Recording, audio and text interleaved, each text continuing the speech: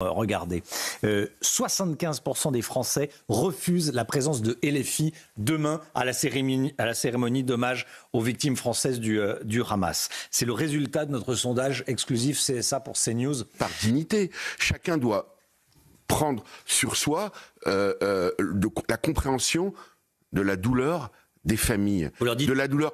Il y a les crimes. Déjà, les familles sont perturbées d'arriver en France. Elles vont arriver pour la première fois pour beaucoup sortir d'Israël depuis ce drame. Plus grand drame que l'humanité ait connu, le plus grand pogrom en tout cas que l'humanité ait connu en une journée. D'ailleurs, entre parenthèses, c'est un hommage pour les victimes. Meir Habib, comment vous la qualifieriez, vous, l'attitude des députés et des élus LFI ? C'est une provocation. Elle est indigne.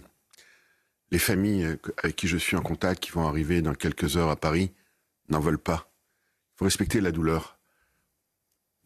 Ils ne veulent pas de leur présence. Ils l'ont écrit au président de la République. Ils me l'ont dit personnellement. Pourquoi aujourd'hui, au lieu que nous soyons concentrés pour parler de l'hommage, on est en train de parler de leur provocation. Ils font comme d'habitude le buzz. C'est des gens qui ont chevillé au corps la haine d'Israël. C'est des gens, vous l'avez parfaitement dit dans votre reportage, qui considèrent le Hamas comme un mouvement de résistance. Le Hamas qui a tué des femmes enceintes après les avoir violées. Daniel Obono qui refuse de faire un mouvement. Elle a dit clairement chez Jean-Jacques Bourdin, chez qui je vais rentrer dans quelques minutes, noir sur blanc, le Hamas est un mouvement de résistance. Qu'est-ce qu'on veut de plus que ça ? À la limite, je vais vous dire, que Ruffin vienne, ça ne me pose pas de problème. Il n'y a pas eu de problème avec François Ruffin.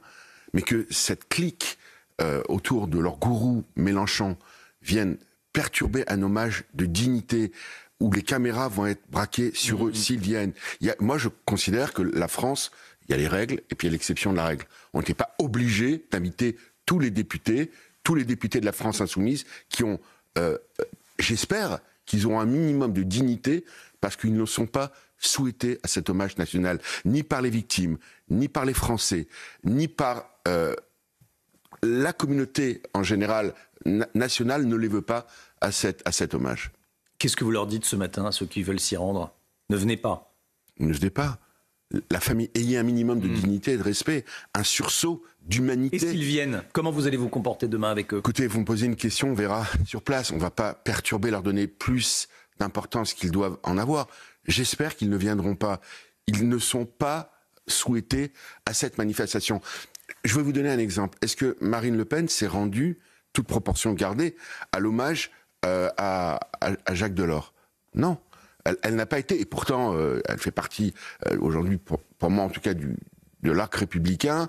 Elle a fait 42%. J'imagine, imaginez que ça n'aurait pas fait plaisir à sa fille par elle-même. Moi, j'aurais souhaité qu'il y ait aussi un hommage. Il y a beaucoup des dizaines de soldats israéliens qui sont morts, qui meurent tous les jours. Franco-israéliens, j'entends. Franco-israéliens. Des soldats français. L'hommage, les familles n'ont pas été conviées. C'est un hommage aux victimes, à ce stade. En tout cas, aux victimes du 7 octobre. Et je dis aux collègues de la France insoumise, réveillez-vous, un peu de dignité. Vous n'êtes pas souhaités. Restez chez vous à la maison. Vous n'êtes même pas venus à la manifestation contre l'antisémitisme.